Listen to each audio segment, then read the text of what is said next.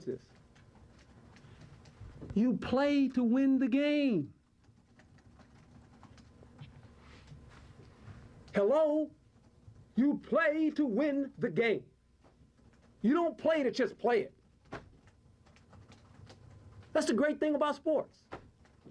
You play to win. And I don't care if you don't have any wins. You go play to win. When you start telling me it doesn't matter, then retire. Get out. Because it matters.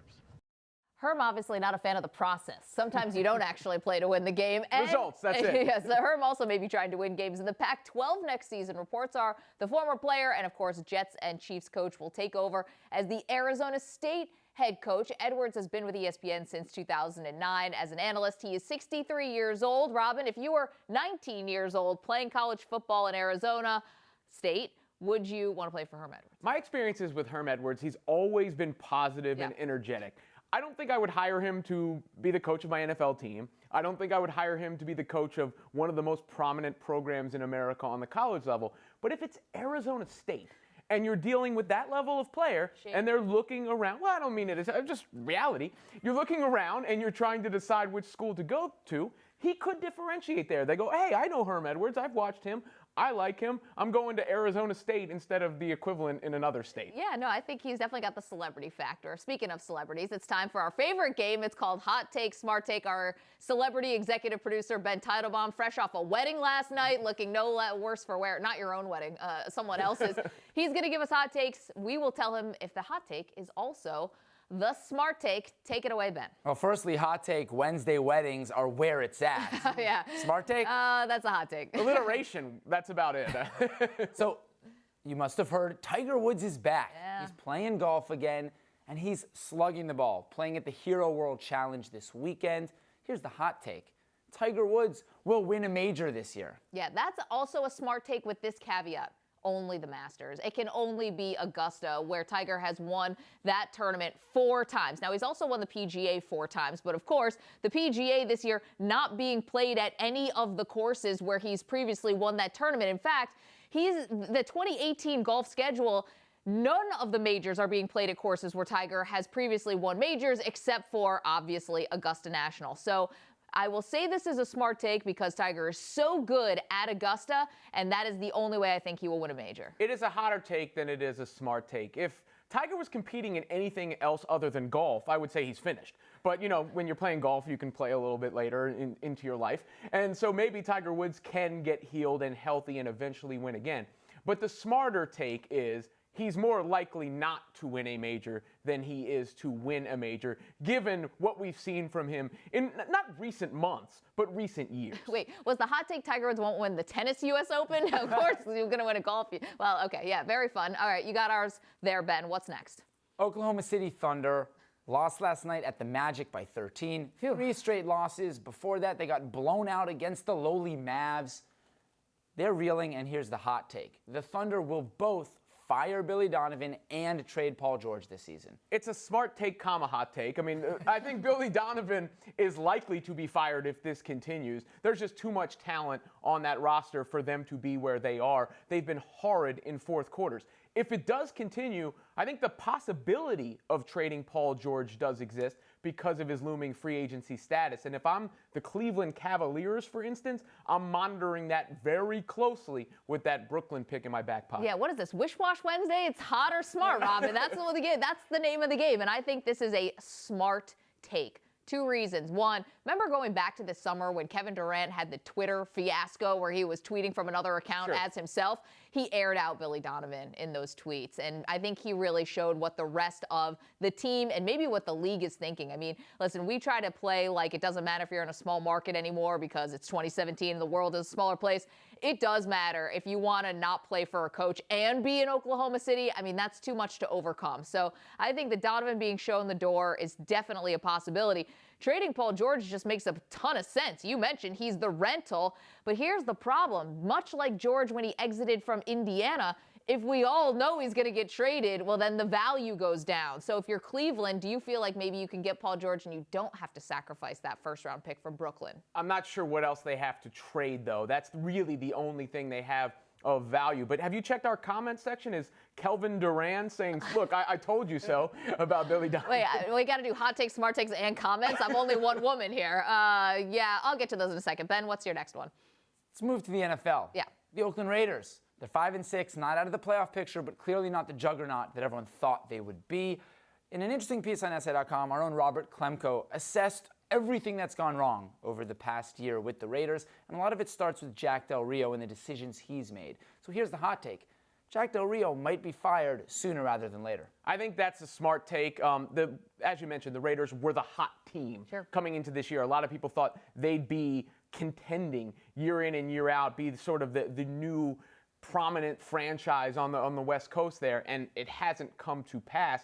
Generally, the easiest fall guy is the head coach. So if the season continues the way it has and they don't do something remarkable to salvage it, someone's probably going to pay, and the odds-on favorite would be Jack Del Rio. Okay, I think this is a smart take, and I'll take it a step further. I think Reggie McKenzie, the general manager, could be out as well. I could see a full house cleaning here before they move to Las Vegas, because you mentioned Robert Klemko at this great piece, and he really does the tick-tock of all the things that went wrong starting back in April when they fired their offensive coordinator, Bill Musgrave. I mean, that's something the general manager is doing. Firing Ken Norton, a favorite of Khalil Mack, defensive coordinator, and Bruce Irvin. That's something the general manager is going to sign off for. Trading Marshawn Lynch over at Latavius Murray, that is something that the general manager is going to have to sign off on. So I think that there's plenty of blame to be doled out here. And yes, heads are going to roll, because you can no longer look at all of these incidents, if you will, together and still say, well, we can't evaluate the guys because Derek Carr's injured and he's not playing 100%. Can't happen. When you have it all stacked up like this, as Robert paints this picture, it looks like, to me, the smart thing to do would be to get to both guys out of there. All right, what's next? Lastly, and this is my favorite one, Lane Kiffin, internet troll. Honestly, I didn't know he had it in him, because Lane Kiffin. But he's been doing some crazy things on the internet, and my hot take is this. Lane Kiffin's trolling actually makes him way more likable than he was before. Total hot take on this one. You're the only one who didn't see all this Lane Kiffin trolling coming. Lane Kiffin is the troll that no one asked for. This is the Didn't the bus used to leave him? No, the bus, maybe left it at the plane. Okay, so basically, Lane Kiffin, I don't understand, how he feels like he has to continue, why he thinks he can continue this sort of immaturity. Like, you don't have to become a college football coach robot where you're just like, talking in these cliches. But honestly, do you still have to be this immature? He's trying to change the narrative of just how bad things were at Tennessee, and he's piling on the program when they're down. I mean, this is Kiffin, publicly berated by Al Davis when he was fired after 20 games at the Raiders. Went to Tennessee, 7-6, lost a bowl game. While he was there, wrecked a Lexus, minor NCAA violations, acted like a child. Kiffin has more baggage than Terminal 1 of LAX, which is exactly where USC left him when they fired him. I don't know what he's doing here. Well, that's the smart take, but I suppose you could say it makes him more likable to the general public, because you can go, ha, look at Lane Kiffin being Lane Kiffin. It certainly doesn't make him more hireable. And if you were talking about Lane Kiffin, the problem was everyone's like, what's wrong with this dude? And this doesn't do anything to fix that question. People are still reading his timeline going, what's wrong with this dude? Here's the question. Are we laughing at Lane Kiffin or with him? I feel like I'm laughing at Yeah, him. we're laughing at Yeah, Ben, what do you think? Laughing at, laughing with? I don't know. I was out late last night at a wedding, and I'm just laughing. That's it. That's it. No more That's it. Manischewitz for you. Takes Ben done. Teitelbaum, thank you. Let's look at some of the comments here. This one from Adrian Rawls says, Oklahoma City Thunder should fire Billy Donovan. And here's a hot take, hire David Fizdale. He's available. He's available. How about Williams says Tiger will withdraw from this tournament on Saturday with back spasms, otherwise known as +9 and 22 shots back. Come on, do we have to be cynical? The guy's like coming back from a painkiller addiction. Well, I mean, he did have back surgery, and he has been, back surgery. plus whatever every time he's picked up a club of late. Meanwhile, Kenneth says, no, Eldrick Woods' last major was the 2008 U.S. Open Championship. Woods barely defeated Rocco Mediate in a one-hole playoff. 18 beats 14. Thank you guys so much for weighing in. That's a long time ago. Moving on to some times that are relevant. The NFL and a group of players have reached an agreement that calls for the league to donate $89 million over 7 years to projects dealing with criminal justice reform, law enforcement, community relations, and education. This clearly in response to the widespread player protests that have defined this NFL season. But the deal didn't come without some controversy. 49ers safety Eric Reed and Dolphins safety Michael Thomas announced they were breaking from the Players Coalition started by Eagles safety Malcolm Jenkins and former NFL receiver Anquan Boldin, questioning the group's leadership and transparency, as well as the involvement, or lack thereof, of Colin Kaepernick.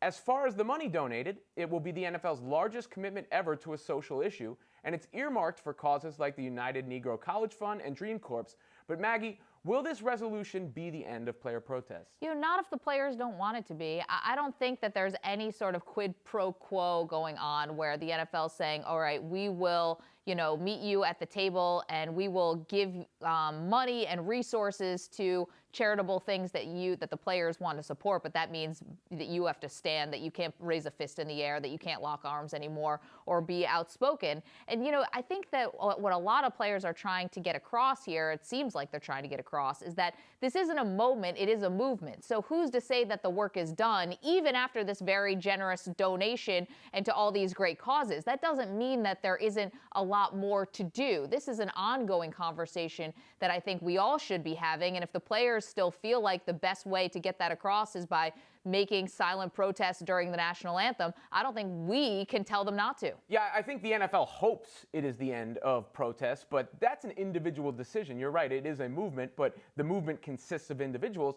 and none of them are protesting the NFL. That's not what started here. So even if the NFL is donating, that doesn't solve all these problems. They don't magically go away. Maybe it makes some guys feel better about it and they decide, all right, I've done what I can in this forum, but it remains to be seen. I do believe one takeaway that needs to be noted here is, Colin Kaepernick did start all this, and a lot of people ask what he's done and what's been accomplished. Whatever the reason for these donations, $89 million is coming into good causes. Yeah, it's fantastic. Now to some on-field stories. Here's my chat with NFL analyst Darrell Johnson on the biggest news around the NFL.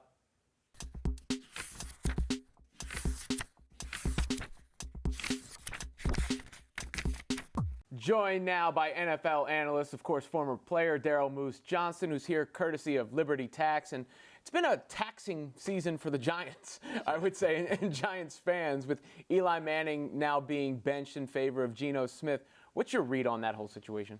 I just think it was handled very poorly. I think the big thing for me was we had the San Francisco 49ers New York Giants game, and at that time was kind of the first time we heard this conversation about possibly a change at quarterback. But we all thought it was going to be Davis Webb and more of a late game situation or scenario where he could get some playing time. You could find out a little bit about him. I think the fact that they've moved to Geno Smith as the starter over Eli Manning and how we got to Eli Manning gives us the best opportunity to win a game going into the 49ers to where we are now, where Geno Smith gives you the best opportunity to win a game going into the game this weekend. How did we get to here? I think it was handled poorly from that perspective, and there needed to be a little bit more thought. The person you need to know about is Davis Webb. You spent a third-round pick on him last year. You're likely in a position this year to draft one of the top quarterbacks coming out. This is supposed to be a good year for college quarterbacks coming out. So do you want to take one of those guys? Well, let's find out. If you're coming at it from that perspective, then you're being proactive and you're trying to make your team better for next year. I don't understand the methodology behind this change at all. Who has a better chance to be with the Giants next year, Ben McAdoo or Eli Manning? Ben McAdoo, I would say at this point. He's basically told Eli, in my opinion, that we're ready to move on from you. And it seems like everything's being dumped in Eli's lap. You got an offensive line that hasn't been addressed, through the draft, through free agency, a running back position that's been in flux for a number of years. The majority of his career, he's never had a guy he can lean on in the running game. The wide receiver position just decimated by injuries this year. So there's a lot of reasons why this offense has struggled. It's not all on Eli's shoulders, and all he has done is prepare every week to go out there and give you the best performance he possibly can. Now, your former team, the Cowboys, moved on in the quarterback position last year. Very different way, of course. Now they're struggling. How much of the blame for the struggles do you put on Dak Prescott? How much is everything else? I don't think it's on Dak's shoulders. I know there's a lot of people in Dallas that are now saying, see, he's not the guy that we thought he was. When teams win, the quarterbacks get too much praise. When teams are struggling, they get too much criticism. So I think this is more about how important, because of the way the Dallas Cowboys are built, Ezekiel Elliott is to that lineup. We talk about high-tide quarterbacks. Tom Brady or an Aaron Rodgers can lift everybody's play on that offensive side of the ball. I think Ezekiel Elliott is a high-tide running back for the Dallas Cowboys. They like to run the football, control the clock, use play action off of that for Dak Prescott. So when Ezekiel Elliott leaves the lineup, in my opinion, the only big play threat on that offensive side of the ball, there's going to be a drop-off. And now you've got Dak Prescott out there trying to win games almost by himself. It's hard to go 8 plays, 10 plays, 12 plays methodically down the field, and that's where Dallas is right now. That's how they're trying to function, and that's not who they are. Of course, it's not the only way the Cowboys have made headlines this year. That they tend to stay in those headlines. What do you make of Jerry Jones's sort of feud with the commissioner, Roger Goodell, and some of the other owners? Well, unfortunately, this is the situation that not only Jerry and the rest of the owners, but the players find themselves in because of the CBA they signed in 2011. This is power that has been granted to Roger Goodell as commissioner of the NFL to do what he wants to do in certain situations. This is a 10-year labor peace guaranteed contract that was signed, and the players and ownership are finding out that perhaps the commissioner has a little bit more power than we would have liked him to have. Obviously, the NFL, the most popular sport in this country, it seemed invincible forever. Now, for the first time, maybe feels vulnerable because of some of these headlines and some of these stories. Where would you assess the health of the league? They've been under pressure. In my opinion, somebody declared war on the game of football about 8 years ago. And it started with the concussion situation that was happening in the NFL. Since that time, there's been a number of challenges that have come up. But, it's a strong game. It's still a fan favorite. I think the NFL needs to get back to being, more proactive as opposed to reactive, try to stay ahead of the curve of situations. So I just think, a little bit better PR. I still feel that in the United States of America, football is the #1 team sport that we have here to watch on television or be a fan of. Tell us a little bit about what you're doing with Liberty Tax. Well, we're working together with Liberty Tax because we want everybody to start to formulate their own game plan for tax season because, believe it or not, it's right around the corner. The people that you're talking to are going to understand the local tax issues that you're going to be facing. There's over 4,000 locations in the United States and Canada. They're a partner with the NFL Alumni Association. We're encouraging people to go to libertytax.com. There's tools there. If you're a do-it-yourself person and you want to put together your own game plan for tax season, you can do it there, or you can find a location of a Liberty Tax franchise in your community that you can go to and ask some of the certified planners there to help you out. Daryl Moose Johnston, appreciate your time. My pleasure. Thanks for having me.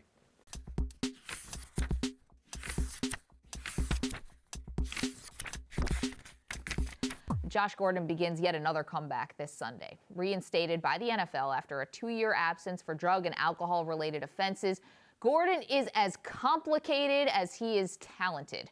Ben Baskin interviewed Gordon and his agent manager, Michael Johnson, on several occasions, wrote about it for SI, and Ben joins us now. Okay, Josh Gordon's story, certainly intriguing. We see managers and agents try to shape narratives all the time for their clients, but here's an excerpt from your article that we found particularly interesting. It says, Gordon's life is bifurcated between that which he knows how to do and that which he doesn't. He wants to find sobriety and he wants to play football. Amidst all of this, he needs to sell his narrative, and that's where it all seems to get messy. What is messy about the situation? So when I went down to Gainesville, it was about 3 weeks before Josh had the reinstatement in the NFL. They invited me down because they knew that this was coming. They weren't 100%, but eventually they got to the point where they knew it was coming. And I had been talking with his manager, Michael Johnson, since March, touching base at least once or twice a month. And it got messy in the sense that Josh, as we say, his life is kind of a dichotomy at this point. He always has been really, really good at football. It's come easily to him. He's always had difficulties with alcohol and drugs of all sorts, has been unable to find sobriety since he was in 7th grade. And now, with his comeback pending, and it's going to happen this weekend, he should be playing his first game in 36 months, they're trying to kind of sell the narrative, sell the content in a way that it's not just about him coming back to the football field, and it's not just about him getting sober and kind of reclaiming his life. It's also about trying to find a book deal, trying to get a movie deal, trying to do these tell-all interviews where they think that they can kind of shape the narrative around his comeback in a way that will paint him and kind of make him more palatable to the NFL in the sense that he wants a new contract, he wants to stay in the league, but at the same time, he's trying to make himself craft this narrative, and it is fair narrative to craft in a way that guy had a really tough childhood. He came through against all odds to get to where he is, to even get a college scholarship. He told me he didn't plan on living past 18 years old. So it gets messy in the sense that they don't know really how they're going about selling this narrative. When I was down in Gainesville, Mike Johnson, who's his manager, kept kind of cutting Josh off. Josh was just trying to talk and be honest, and it just got really messy in the sense that they were kind of on different places. They were talking like they didn't really have their idea set. Well, is it authentic, do you think? I mean, I grappled with that for a long time, and I do think for a good part of it, he was authentic and he was honest. When we started talking, he talked openly. It was one of the easier interviews I've ever done. He really just sat down and he seemed to want, and I framed it to him at the beginning. I wanted to walk through his life from childhood in Houston to how he ended up exiled from the NFL for 3 years. And when we sat down and started talking, he was open, he was transparent, I just asked follow-up questions. He just walked me through it.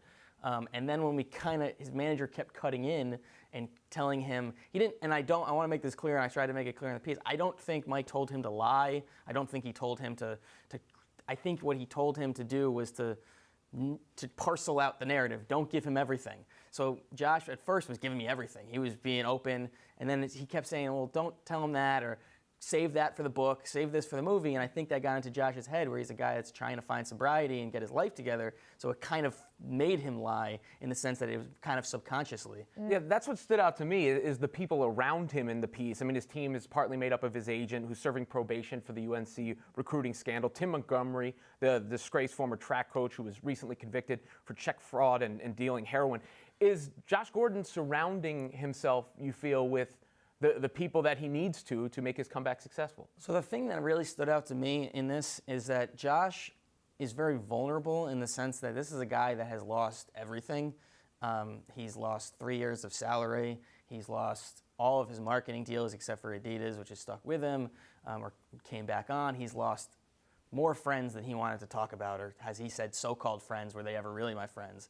He's lost 3 agents in the last 2 years that have dumped him because of everything that's happening. So what he's done for a guy that's had such difficulties is Mike Johnson came into his life in 2013. As everyone else left, he's the last one there. As all of his training facilities, they don't want to deal with him anymore. You got Tim Montgomery, who's still there, has been through stuff, and is still sticking with him. So right now with Josh, he's valuing loyalty. And I don't blame him for that. I think he should have, the guys that have stuck with him, he should be keeping them, and that's the guys that maybe have, that he's seen have stuck with him through the fires. But at the same time, none of these guys have been through the NFL system, really. I mean, Mike's never had a client. He's a marketing guy. So I think I understand where he's coming from, the loyalty, but it's always helpful to probably have someone that overseeing this transition back into the league that maybe can point him in the right direction in some of these things. well, understandably also the Browns, where he's still under contract, are keeping him a little bit, I guess, maybe mitigating expectations, maybe keeping him a little bit at arm's length because they've been burned by him. Hugh Jackson was asked about some of the details that Josh had shared with you about his past, and the Browns coach had this to say: obviously there's nothing good that comes from those things, but again, that's in Josh's past. Hopefully that's all we hear from that. I'm sure there will be lessons learned from him from all of that. What do you make of Jackson's comments? Well, I think I like what Hugh said in the sense that is in his past. That is something that he wanted to open up about. When they told me, when we set up this, and Mike kind of told me that Josh wanted to get this stuff off his chest. He's a guy who's been to rehab a few times. It seems like the last time it actually had more of an impact than any of the other times. He was very open about the first times he went to rehab. It was kind of a vacation. So I think this is a guy who's talked about this past in a group setting in rehab, has now kind of come to grips with the fact that I don't think he realized for a long time, and I still don't think he realizes how difficult his childhood is. To him, that's just his reality. He does not know, like when he talked about gunfires and shootouts and all that stuff with the gang, he said that with just blankly, flatly, without I don't think he realized. When I heard it, I was like, I couldn't relate to that reality. So I think he's a guy that's now trying to get that stuff off his chest and to maybe make himself a little bit more understood in a way. So I appreciate what the Browns are doing, and they have to be a little circumspect and be a little cautious about Josh. We've seen him be in this situation before where he came back last year. But I do think that it's not something they should hold against him right now. I would have been, in my opinion, a bad decision if they were like, oh, well, now we're going to suspend him again. It's not something that he said he did recently. This is stuff he did in high school and earlier. So I think the Browns are taking a good. They have to be cautious, obviously, but they should stick by. He needs people to stick by him at this point. I just hope that the Browns have the organizational stability to give him the help that he needs, because he's not in the clear yet, obviously. Is this his last shot? I would think it is. I would have thought that before, though. I thought that last year, which is why I was so interested in the story, because when he came back last year, made it through preseason, made it through training camp and preseason, and was a week away from playing in his NFL season game, and then he left the team and went to rehab. I think everyone thought that was his last shot last year. So you'd think that this would be his last shot, but if we forget, this guy was transcendent on the football field, and it was a very small sample size. But his 14 games, he led the league in a 14-game season with over 1,600 receiving yards. He was a combination of talents of some of the best receivers in size and strength and hands and jump ball ability. So you're always going to get more chances when you're that good at football than if you weren't that good at football. So I do think it's his last chance, but I wouldn't be surprised if going forward people want to see Josh Gordon play football again, no matter what that comes with. Well, it happens on Sunday, late game, 4 o'clock Eastern game against the LA Chargers. It's a phenomenal piece, Ben. Great job on profiling someone who is so complicated, and it's just so much truth to that. So thank you very much. Thank you. Now, college football conference championships are this weekend. While the outcome will certainly impact, of course, the college football playoff, they're also important for recruiting. This week, we're taking a closer look at Ohio State on the recruiting trail. Watch this.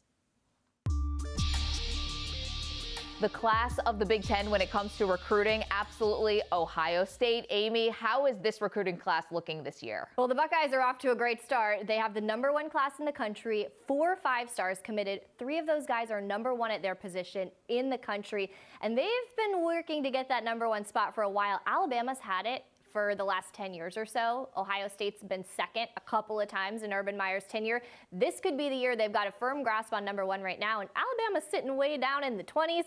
So things could get interesting there. Ohio State could end up with that top class when it's said and done. Very interesting. Let's talk about some of their commits for 2018. Who do you have? A lot for Ohio State fans to be excited about. There are a lot of 5-stars to talk about in this class, but the top commit overall, defensive tackle Teron Vincent out of IMG Academy in Florida. He's the top defensive tackle in the country and nationally the number 13 prospect overall. So basically another stud DL for the Buckeyes. He's 6'2", 285, and just powerful. He dominates the guy on the other side of him. And Vincent's got some good genes. He's the son of 5-time NFL Pro Bowl corner Troy Vincent. He should be a star in that Buckeyes defensive front. And not only does Ohio State have the top defensive tackle, they've also got the top tight end in the nation in Jeremy Ruckert out of Lindenhurst, New York. He's the only 5-star tight end in this class and number 22 overall. 6'5", 238, super long and rangy. Certainly will be a mismatch problem for defenses. He runs very crisp and clean routes, incredibly aggressive getting after the ball, and has the speed to blow by defenders. I think he's going to be a really fun one to watch in Columbus. Yeah, out there on Long Island, Strong Island as it's known. How about some targets for the Buckeyes? A lot of drama on the recruiting trail for Ohio State. They want to add another top prospect at his position, and it's looking pretty good with #1 offensive tackle Jackson Carman. Carman is an in-state guy, and Urban Meyer does not lose on many of those guys. His recruitment has been pretty interesting. He's scheduled his 5 official visits, took the Ohio State one, ended up canceling the Wisconsin one, ended up canceling the FSU one. So he's scheduled to visit Clemson and USC, but we'll see if he actually shows up to those places. Ohio State feels really good about this guy, and they need him. Urban Meyer's been talking about the lack of OL depth this season, and Carman is a star at the position of need. And I know we're talking targets, but I'm going to change it up a little bit here. Okay. We're going to talk about QB Emory Jones, who is committed to Ohio State, but he could be the biggest recruiting drama in the country right now. This is why we love this stuff. He's from Georgia, and though a Buckeyes verbal, he's been at Auburn and Alabama nearly every weekend this season, it seems. The Ohio State staff wants him in this class, but they have little idea of what he's actually thinking. He already took his official visit to Columbus, and he doesn't have any plans to return. He's been saying he'll sign in December. Ohio State wants him to do that, so at least they know if they need to go after another quarterback. But Maggie, if he takes this till February, the Buckeyes could get jilted at the altar in the quarterback department. Yeah, what kind of dominoes could fall after Jones makes his decision? Well, this is what's interesting with recruiting, and we call the quarterback dominoes, right? So Ohio State has offered a couple other quarterback prospects, but they wouldn't necessarily take those commitments today because they're waiting to see what Jones does. So not only is Auburn waiting on Jones, Alabama's waiting on Jones, Ohio State wants him. And these other quarterbacks out there that have been offered by the Buckeyes are waiting to see what they're going to do, and possibly the schools that would pursue them are waiting to see what these guys are going to do. So the range is far-reaching for Jones's decision, and if he takes this till February, there's going to be a lot of interesting things going on. So they're hoping that he signs in December. Well, we knew that JT Barrett was going to graduate eventually, and he is now. Amy Campbell, thank you. Thanks, Maggie.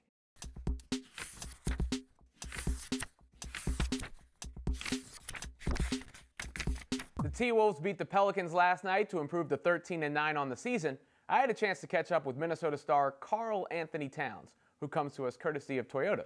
Let's go places.